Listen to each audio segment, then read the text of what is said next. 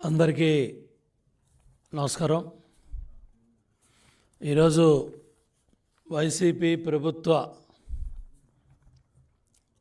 ఏదైతే chief secretary ఆధ్వర్యంలో నడుస్తూ ఉన్న యంత్రాంగం అంతా కూడా ఏ స్థాయికి దిగజారంటే మీడియా మీద కూడా కేసులు పెట్టే స్థాయికి వచ్చారు. మీడియాను కూడా ముద్దాయిలుగా చేస్తూ ఎఫ్ఐఆర్లు కడతా ఉన్నారంటే చీఫ్ సెక్రటరీ గారి స్వామిభక్తి, ముఖ్యమంత్రి ఆపద్ధర్మ ముఖ్యమంత్రి విదేశాలకు వెళ్ళినా కూడా చీఫ్ సెక్రటరీ జవహర్ రెడ్డి గారి స్వామి భక్తి దేశం ఎల్లలు దాటిపోతూ ఉంది. మరి లండన్లో ఉన్న ముఖ్యమంత్రి సంతోషపడాలని మీరు ఎఫ్ఐఆర్లు కడుతున్నారో తెలియట్లేదు.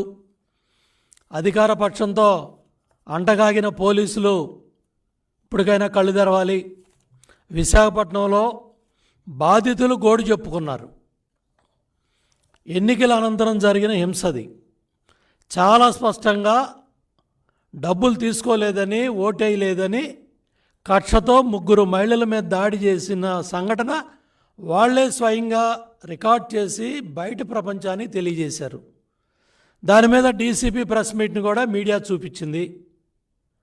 తర్వాత విష్ణుకుమార్ రాజు గారు ప్రెస్ మీట్ పెట్టి అక్కడ కూటమి అభ్యర్థి ఆయన ప్రెస్ మీట్ని లైవ్లో చూపించినందుకు A1 ఈటీవీ పర్సనల్స్ ముద్దాయిలు, A1, A2 ABN పర్సనల్స్ ముద్దాయిలు, A3 కూటమి అభ్యర్థి విష్ణుకుమార్ రాజు, A4 అదర్స్. అంటే ఇక పెండారా బాక్స్ ఓపెన్ చేశారు. అక్కడ విలేకరులు, ఈనాడు పత్రిక, ఆంధ్రజ్యోతి పత్రిక, ఇక TV5 అన్నీ వచ్చేస్తాయి. అంటే ఎటుపోతూ ఉంది? మీరు మీడియా మీద దాడి చేస్తూ మీడియా స్వేచ్ఛ మీద దాడి చేస్తూ బాధితులకు గొంతు వినిపించకూడదా? అది నేరమా? అన్యాయాన్ని వివరిస్తే వర్గాల మధ్య శత్రుత్వం పెంచటమా? అంటే ఎటు తీసుకెళ్తా ఉన్నారు? ఏమవుతూ ఉంది? పోలీస్ వ్యవస్థను భ్రష్టు పట్టిస్తూ ఉన్నారు. టోటల్గా ఒకప్పుడు 5 సంవత్సరాలు చంద్రబాబు నాయుడు గారి పరిపాలనలో పోలీస్ వ్యవస్థకు ఏ విధంగా పేరు వచ్చింది, ఇవాళ మీరు ఏ స్థాయికి వెళ్ళిపోయారంటే మీడియా మీద పెట్టిన సెక్షన్లు కూడా చూస్తూ ఉంటే ఆశ్చర్యంగా ఉంది. సమన్స్ 91 CRPC కింద రమ్మని ఈరోజు సమన్స్ ఇచ్చారు. Crime number 186/2024 under section 153A, 188, 505 120B అంటే conspiracy, criminal conspiracy, 120B red with 34 IPC section 3132B red with, మళ్ళీ MCC model code of conduct ఈ రూల్స్కి అగైనెస్ట్ అని మళ్ళీ అదొక సెక్షన్ పెట్టారు. Section 125 RPA 151 registered at Kanchelapalem police station Visakhapatnam. Kanchelapalem police యొక్క ఖ్యాతి రాష్ట్రం దాటి దేశం అంతా కూడా వెళ్ళిపోతూ ఉంది. అంటే మీ స్వామి భక్తి నిరూపించుకోవటానికి, మీడియా గొంతు నొక్కటానికి ఇవాళ ఏ ఛానల్స్ అయితే జరిగిన వాస్తవాలన్నీ కూడా ప్రజల ముందు పెట్టి మీ దుర్మార్గాలు, మీ దాళ్ళు, మీ అమానుషాలు, ఎన్నికల అనంతరం హింసని అంతా ఎప్పటికప్పుడు తెలియజేసినందుకు కక్షగట్టి CS ఆధ్వర్యంలో, చీఫ్ సెక్రటరీ ఆధ్వర్యంలో ఇవాళ కంచెలపాలెం పోలీస్ స్టేషన్ సంబంధిత అధికారులు, డీసీపీ సత్యబాబు, నీ పాత్ర చాలా అత్యుత్సాహంగా ఉంది. అక్కడ డీసీపీ పాత్ర కూడా, అక్కడ పోటీ చేసిన అభ్యర్థి మాట విని ఇవన్నీ డీసీపీ సత్యబాబు ఆధ్వర్యంలో ఇవాళ మీడియా స్వేచ్ఛ మీద దాడి చేస్తూ నువ్వు అడ్డగోలుగా ఎఫ్ఐఆర్ కట్టావంటే దీని మీద ఇమీడియట్గా సిట్ దృష్టి పెట్టాలి. ఎలక్షన్ కమిషన్ స్పందించాలి. ఈరోజు ఎలక్షన్ కమిషన్ కూడా కలిసి దీని మీద కంప్లైంట్ కూడా ఇస్తాం. ఎలక్షన్ కమిషన్ స్పందించాలి, సిట్ దీని మీద దృష్టి పెట్టాలి, డీజీపీ దీని మీద వివరణ ఇవ్వాలి. ఇది కంప్లీట్గా చీఫ్ సెక్రటరీ ఆధ్వర్యంలో జరుగుతుంది. CS జవహర్ రెడ్డి బాధ్యత తీసుకోవాలి. ఈరోజు కూడా డీజీపీ అధికారం నడుస్తున్నట్టు మాకు కనపట్టలేదు. తాడేపల్లి కొంప ప్యాలెస్ నుంచి కానీ ఎక్కడైతే ఇక్కడి నుంచి రిలీవ్ అయిన అధికారులు ధనంజయ రెడ్డి, ముఖ్యమంత్రి సెక్రటరీ, అదేవిధంగా ఆంజనేయులు, ఇంటెలిజెన్స్, ఈ తీసేసిన తహసీల్దారులు అంతా కలిసి రఘురామరెడ్డి కావచ్చు, ఆంజనేయులు కావచ్చు, ధనంజయ రెడ్డి కావచ్చు, సజ్జల రామకృష్ణారెడ్డి కావచ్చు, వీళ్ళ డైరెక్షన్లోనే ఎన్నికల అనంతరం హింస జరిగిన 3 ప్రాంతాలు కూడా అటు పల్నాడు కావచ్చు, నరసరావుపేట కావచ్చు, అదేవిధంగా తాడిపత్రి కావచ్చు, అదేవిధంగా మాచర్ల కావచ్చు, ఈ సంఘటనలన్నీ కూడా ఎన్నికల అనంతరం జరిగిన హింసకి కారణం ఎక్కడైతే అధికారులు మార్పిడి జరిగిందో ఇది కావాలని చేసిన వైసీపీ నాయకుల కుట్ర, కుతంత్రం, దుర్మార్గాలు. మీరు చూడండి, జగన్మోహన్ రెడ్డి పాదయాత్ర దగ్గర నుంచి లేదా 5 ఏళ్ల వైసీపీ పరిపాలనలో ఏ సంఘటన జరిగినా మీడియా, ఈనాడు కావచ్చు, ఈటీవీ కావచ్చు, ఏబిఎన్ కావచ్చు, ఆంధ్రజ్యోతి కావచ్చు, ఈనాడు కావచ్చు, అందరూ కూడా ట్రాన్స్పరెంట్గా జరిగినట్టు చూపించడం వాళ్ళ బాధ్యత, చూపించారు.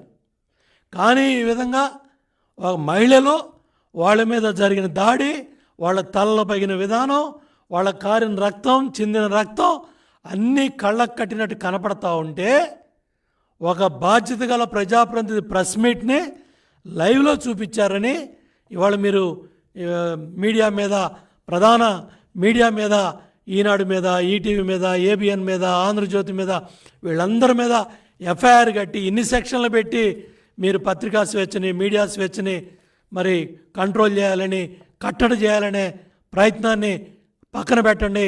జగన్మోహన్ రెడ్డి కనుసన్నల్లో, ఇవాళ ముఖ్యమంత్రి కనుసన్నల్లో, ముఖ్యమంత్రి డైరెక్షన్లో, సజ్జల డైరెక్షన్లో టోటల్గా చీఫ్ సెక్రటరీ జవహర్ రెడ్డి ఇవన్నీ చేపిస్తూ ఉన్నాడు.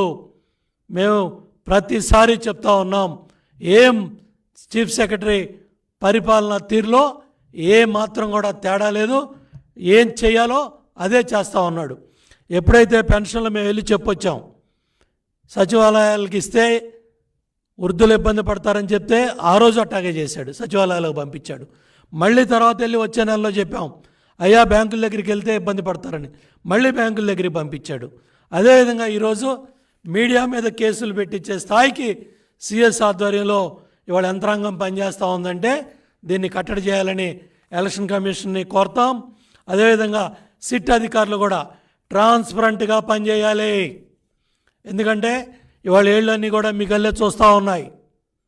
చాలా ట్రాన్స్పరెంట్గా సిట్ అధికారులు పనిచేయాలి.